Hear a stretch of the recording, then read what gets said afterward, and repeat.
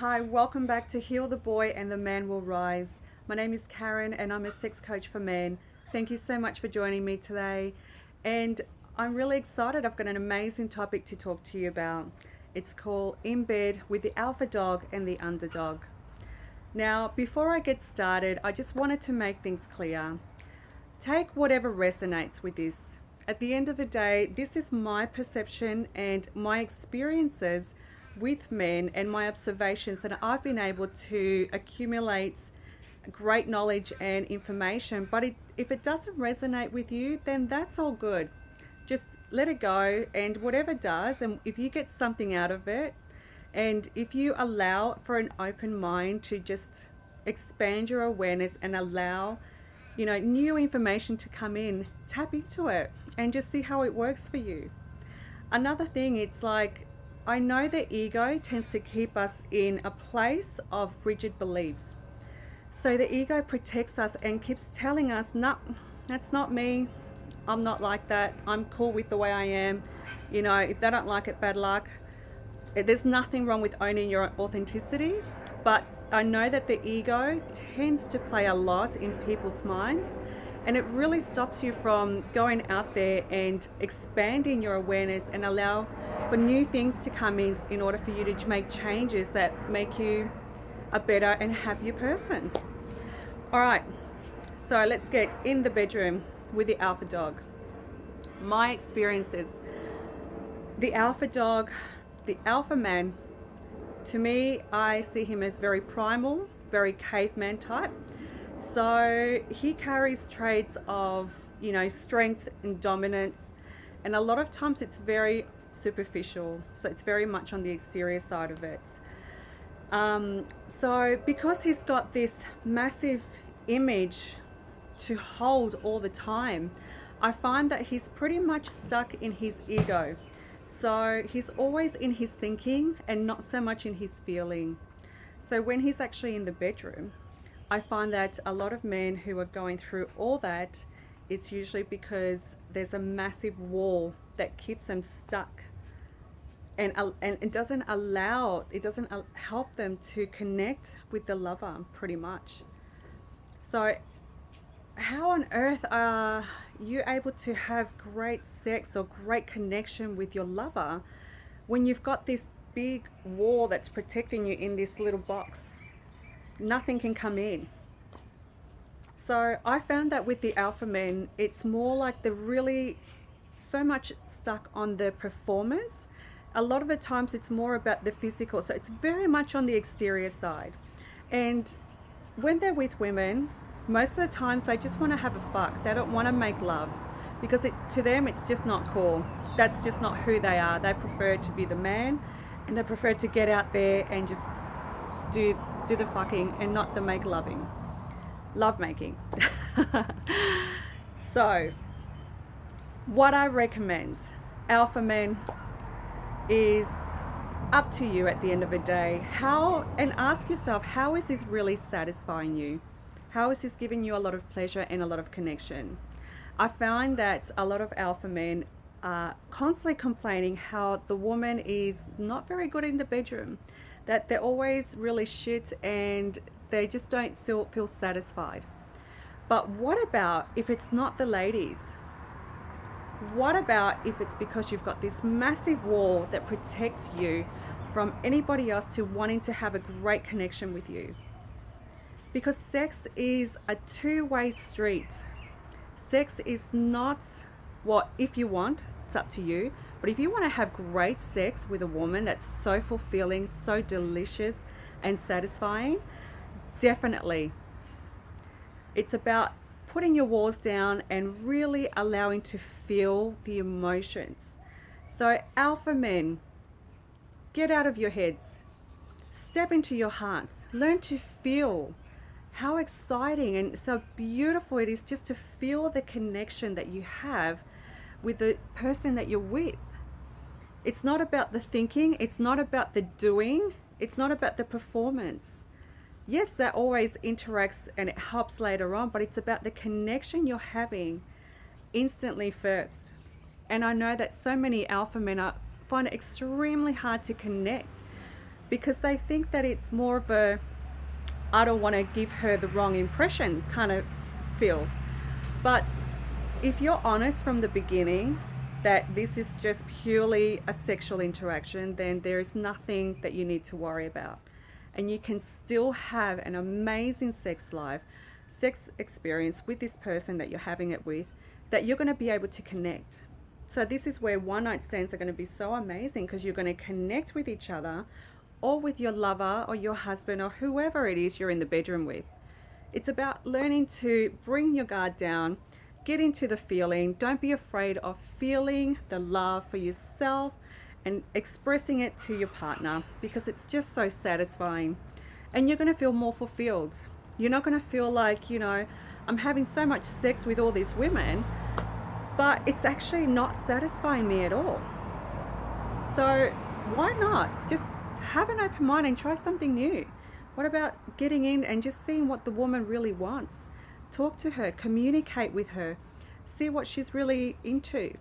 And then you go from there. And it's about getting into the feeling, and there's no rush.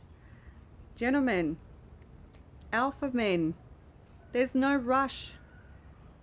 The world is already it's running on a massive treadmill all the time. Allow yourself to give yourself this opportunity to connect with someone, because that's what sex is about. It's about connecting with each other. It's about connecting with you, connecting with your soul. So think about that. And yeah, that's just my perception anyway on that. Now with the underdog, what a wonderful man he is. He goes out into the world thinking that he's just really, not really important, or he's much of a follower, and he doesn't know how to sort of lead himself. But that's great if that's what makes you happy, if that's who you think you are as a man. But in the bedroom, let me tell you something. The underdog, because he's had to not worry so much on the physical, on the exterior part, a lot of the underdogs tend to be connected with himself, with his feelings, because they feel. And sex in the end tends to be really amazing with an underdog, because I find that because they're so connected and they're really craving for that love and that attention with a woman, they really make it special. They make it so special that they really want to connect. And so it's like they make the most of it. And it doesn't matter about what you look like. It's if you can connect with a woman and make her, how do I say it? Just make her feel so much ecstasy in the interaction that you're having, then absolutely enjoy it, go for it. So the underdog man, and I'm only using those two words just to tell you the underdog and the underdog is because not that I think men are like that. It's more the fact that I want to be able to differentiate both the types of men, and I know that they put themselves into these categories. So I just wanted to be able to share the different experiences with them in the bedroom. So please don't take this as a judgment. This is just me trying to communicate to you wonderful men out there so you can understand me. All right, so that's what I have my perception on the underdog and the underdog. So, alphas out there, let your guard down, get in there. There's no rush. Get in there, connect, feel the beautiful body, feel the emotions, feel how wonderful it is to connect with someone. Then that way you're going to feel so much better and more fulfilled within yourself, and your partner's going to pretty much want to do that all the time with you, really. So, and the underdog, yeah, great. To keep doing what you do with your connection with the woman, but just learn to understand and to have confidence within yourself. And because I find that a lot of men who are in this category just like a little bit of confidence, and just trust in yourself and trust that, you are you at the end of the day. And why we don't compare ourselves to anybody else, but we tend to do that in a human race. We're constantly comparing ourselves to, who's better, who's not.